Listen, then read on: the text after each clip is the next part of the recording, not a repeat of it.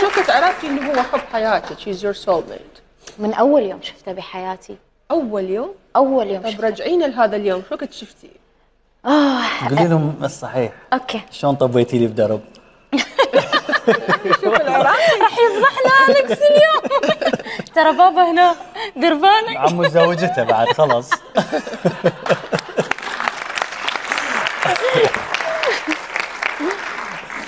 اي رحمه. اوكي. احكي لي على اللحظه اللي اول مره شفتي بيها اوكي. وعرفتي انه هو هذا السول ميت. يعني هو طبعا كان بامريكا واني كنت يعني بالدوحه، فاتفقنا انه احنا صار لنا فتره نحكي بالتليفون بس لازم نلتقي فيس تو فيس حتى نشوف انه احنا شنو يعني ايش راح يصير، راح تكون نفس هاي المشاعر اللي صارت من خلال التليفون. لما شفته قلت هسه غير انه هو شاب حلو عنين عنهم.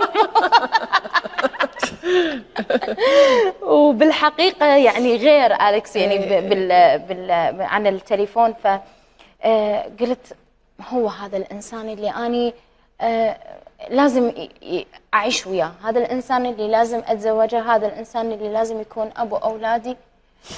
هذا الانسان. ها